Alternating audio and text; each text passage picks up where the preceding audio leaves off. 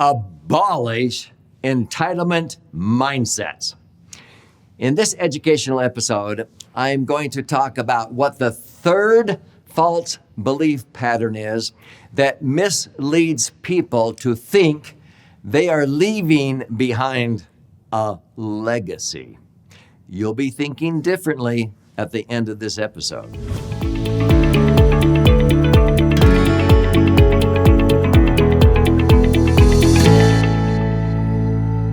So I'm Doug Andrew, and I've been helping thousands of people for nearly 5 decades optimize their assets, minimize taxes, and empower what I call their authentic or true wealth, which involves more than just their money. Now, most people have come to me through the financial portal or dimension, but as I talk on this channel, it's called 3-dimensional wealth for a reason. Because the financial dimension, money, is only one of 3 legs of a 3-legged stool. The other 2 dimensions are actually more important than the money. And so it's what you do, especially for those that you care about, your kids and grandkids. You want to make sure you don't ruin them with an entitlement mindset by just dumping a bunch of money in their lap. That's like dumping fish in their lap. You want to leave behind knowledge, attitude, skills, and habits, how to fish instead of dumping fish in their lap. And so sometimes I will say, for years I met with many highly successful people, many multi-millionaires and several billionaires. And oftentimes I will ask them, so how did you build this empire and this success? And they'll usually tell me a story about how they went from rags to riches and how they were brought up after the Great Depression. And they'll usually say, I have worked so hard. My kids will never have to work as hard as I did. And invariably, 20, 30, 40 years later, as they're in retirement, they'll come in and they'll be forlorn. And I'll say, what's up? And they'll go, Doug, I don't know what's wrong with our kids and grandkids. They don't even know how to work. And I'll usually say, well, maybe you stole that from them. Maybe in your attempt to make life easy, that you actually were hindering them. You always said what made a man out of you is how you had to overcome all these challenges and setbacks and struggles. And now you're trying to make it easy and you're wondering why they're weak. And they're sitting around waiting for you to pay for. They're asking, can I have? When do I get my share? So they ask me to help them abolish that entitlement mentality. That's what motivated me to write the book, Entitlement Abolition. Now, I want to gift you a copy of this book, and I'll show you how to claim your free copy at the end of this episode. But let's go into the third false belief pattern. The first 2 are addressed in other videos, and you'll learn them in the book if you haven't had a chance to view those videos.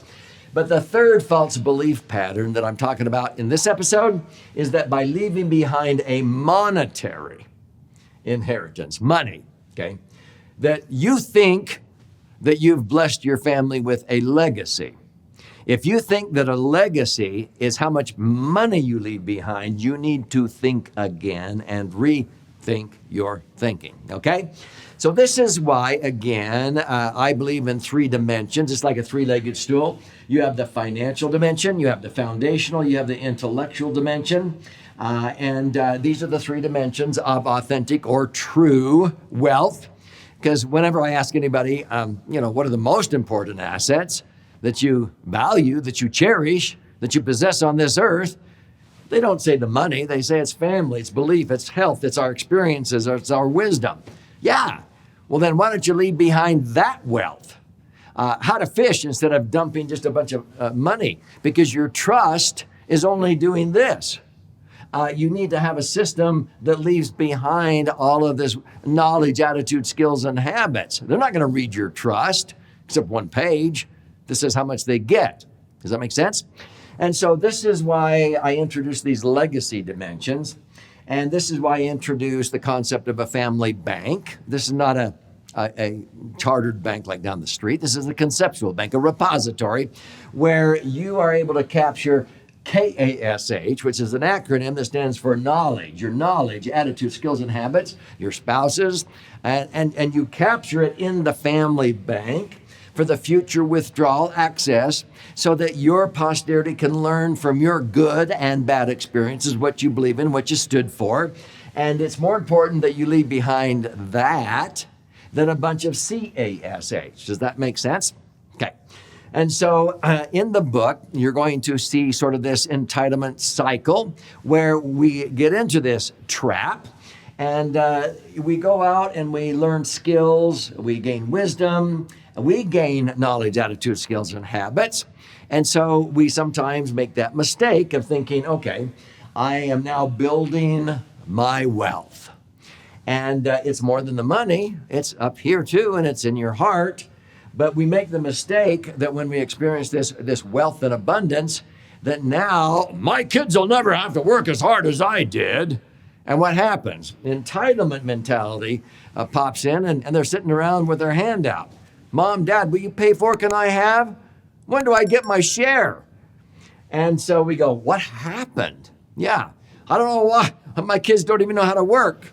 Well, maybe you set them up for that.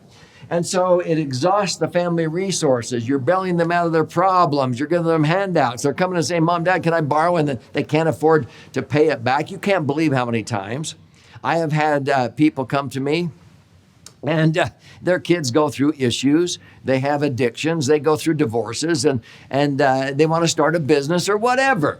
And they come to Mom and Dad, will you loan me? Okay, because that's so much easier. Will you loan me the money? And of course, then they fail and they can't pay it back. And so they're afraid to go back around. So the parents come to me and they go, well, we lost our money and we lost our son or our daughter. And I'm going, yeah, and you didn't really mean to do that. You were trying to help them. But now you've lost your money and you've lost your child because they don't want to come around because you're going to say, hey, how's it going? And they're going to maybe judge you because you've gone out and bought another car or you're sitting around and you're living on the street or whatever. And so this is what exhausts the family resources. I've seen it happen thousands of times. And so this is the loss of generational momentum. I teach that in the book by comparing the Vanderbilt family to the Rothschilds family. And I don't endorse those families by any means, but the Vanderbilt family, Cornelius died in 1877 and left behind a $105 million fortune. He dumped it in his kids' and grandkids' laps and it was all gone by the third generation. And they were sitting around going, what? No, we're now one of them. We have to work. Yeah, it all dissipated and disappeared, whereas the Rothschild family, okay, after Mayer Amschel Rothschild died, he did not leave behind any inheritance. He left behind a system. He left behind an equal opportunity, like family bank is what I call it. It's not a chartered bank. It's a conceptual bank, where he left behind the knowledge, attitude, skills, and habits. You had to have skin in the game. You could borrow money and you had to pay it back, either with money or work it off or paint or do something. You had to be responsible and accountable and gather as a family once a year to reaffirm your virtues and intentions. You had to share your experiences, both good and bad. If you didn't, you were out of the loop. And that's why the Rothschilds' wealth continued to grow. They did not go through this entitlement cycle. The new generations, like the Vanderbilt family, they didn't have to start over again. Okay. And so the legacy cycle is what I'm talking about, sort of like the Rothschilds, where they empowered their posterity. So you start out the same, okay? You have skills and learning, you have increase, and you experience wealth and abundance. So what's the difference from that point forward? What I wrote this book about is how to transfer the abundance mentality instead of scarcity mentality to your children and grandchildren and to teach them how to be responsible and accountable, okay? Instead of waiting around for a handout, have some skin in the game. And when you do that in your legacy bank, then you're leaving behind knowledge, attitude, skills, and habits, but even before you die. You're doing this with systems like we do with family vacations with a purpose, or our annual grandpa's camp for our grandkids, so that they don't expect some handout, okay? They know the rules of governance that they can't just come and expect a handout. They could, apply for a loan in the family bank and borrow and pay it back, and they have to show how they're going to pay it back. And if they can't pay it back with money, they mow lawns or something, okay? So this is how you manage the legacy bank. You teach responsibility and accountability, and then what happens? They can have access to the legacy bank, and their children can have access, and all of a sudden it continues to build and grow, and you don't have an entitlement mentality in the family. You have an abundance mindset. And so this is an increase in momentum. This is what creates generational wealth instead of it dissipating and disappearing. We focus on 4 Ps. We want to preserve, protect, perpetuate, and empower, okay? So this is where future generations have an early advantage. Is that making sense? So in the book, at the end of this episode, I'm going to show you how you can get a copy of this. What I just showed you sort of is explained in detail on pages 17 and 18 of the book I'm going to gift you. But let me show you something else you're going to learn, okay? In the book, I talk about the difference between the entitlement mindsets and the abundance mindsets. I'll just summarize it for you here, and you can read why. But here is the entitlement mindset. I want to hang out with my family over here, not over here. These kind of people brighten the room when they leave it, if you know what I'm talking about. They're always talking about what's going wrong. They are a drain instead of a fountain, okay? They're always looking at what they don't have instead of what they do have. And so it is really a poison to hang out with people who are always talking about what's going wrong. So this is how you want to, instead of focus on this entitlement, you want to teach them how to be accountable and responsible. Instead of being enabling, okay, you want to empower them. Help them to learn how to have some skin in the game and be a possibility thinker instead of always being bailed out from their poor choices. Instead of this scarcity mindset, what they don't have, look at the abundance they do have, okay? Instead of me, when do I get my share? No, it's we. Together, we are better. Instead of being isolated, it's being collaborative, okay? Instead of consume, okay? Happiness comes from producing values, not consuming values. Instead of being dependent, we declared independence in America, and we're fostering the younger generation to become more and more dependent on government. We should be independent.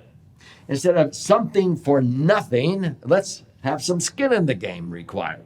Instead of striving, let's teach them how to thrive, to repeat the process.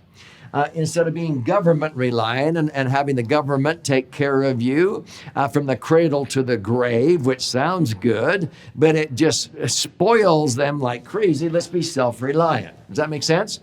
This is who I want to hang out with, and you'll see this in the book explained on page 34. This is just page 34 out of 200 pages. Okay. And so the secret is to leave what? You want to create systems to intentionally leave behind, when you die, your knowledge, attitude, skills, and habits, KASH, which is more important than the CASH. If I had the choice of leaving behind money or that, but I couldn't do both, I would choose this any day, to empower my children and grandchildren by leaving behind how to fish instead of dumping a bunch of fish in their lap, because I would probably ruin half of them. So folks, you want to establish your family legacy bank. So this is, again, a conceptual bank where you deposit knowledge, attitude, skills, and habits, and you can also put your financial assets in that trust, if you want a trust, or in the bank, with rules of governance where your children and grandchildren can borrow money, or maybe you might match or give them grants, but it's not just a handout. When you build your legacy bank, just like at a bank, you have this like vault, but it's conceptual, okay? It can be digitized. But in that family bank, you capture your philosophies about education and spirituality and relationships. And so you sort of like have these safety deposit boxes, and you're giving keys to your children and grandchildren that are responsible and accountable to have access to I remember when memories, and when you learn the value of hard work and what's worth it and overcoming adversity and how to have a better life, how to overcome challenges. Family retreats with a purpose. There's a whole chapter about how to do that. Solution formulators, how to handle any curveball life throws at you. business lessons, grandpa's camp agendas, okay? Values and vision documents where they will read and reread what's in here and what's in here. They're not going to read your trust, okay? And so this is all about you so that you can understand this. This is explained in chapter 9. Now, one thing, I have authored 12 books in my career, and this is my most recent financial book. It's flying off of our warehouse shelves. And so in this book, we have, it's actually 2 books in one. The left brain side is the charts and graphs and explanations of how to optimize financial assets and minimize taxes using one of my favorite vehicles, which is called the LASERFund. Okay. This one over here is the right brain side. You flip the book over and you have 12 chapters with 62 actual stories. But the very first chapter of that side of the book, so this is the left brain side, this is the right brain side. You just flip it over. The very first chapter gives a summary of what I am talking about right now, because it's the most important way to focus on all 3 dimensions and be balanced. We focus on systems, which is an acronym that I've used for years that stands for Save Yourself Time, Energy, and Money, and don't ruin your kids and grandkids by making these mistakes. So when you learn this, you'll be able to take yourself, your spouse, your children and grandchildren through a transformation. And this transformation will take you through a total change, not just financially, but in all 3 dimensions. But I learned from a total quality and success engineer named Dr. Edwards Deming that 85% of any successful result you want in life is determined in the first 15% of the process. You maybe can't read it. It's called the Enlightenment Experience. It's getting it. I want you to get it. That's why I'm going to gift you a copy of this book. So he said 85% of any successful result you want, and I want one for you, is determined in the first 15% of the process. It's getting enlightened. How can you best get enlightened? I want to make sure you get a copy of one or maybe both of these books. Now, if you go to entitlementabolitionbook.com, you contribute a nominal amount towards the shipping and handling. I'll cover the rest of that cost, and I'll pay for the book and fire out a hard copy to you, okay? You don't have to pay $20 for it on Amazon. If you want the LASERFund, you want to focus on the financial dimension, you go to laserfund.com, and you contribute a nominal amount towards the shipping and handling. Now, either one of those that you go to, you can claim your free copy of the book, but if you want, you can then pay an additional amount. I require some skin in the game. You can actually get both books. And most people that go in there actually end up getting both books, and they send me thank yous all the time. Because this is about how to stay balanced, how to optimize the financial dimension, minimize taxes, and also how to not ruin your children and abolish the entitlement mindset. So that's why I recommend both books. You choose, but this is not about me. This is about you and your brighter future. So get both books. You can go to laserfund.com. You can go to entitlementabolitionbook.com, and there will be a choice for you if you want to upgrade and get both copies of the book with a little bit more skin in the game. But this is so that you can gain the insights into how to be balanced in your life and abolish entitlement mindset with those that you care about.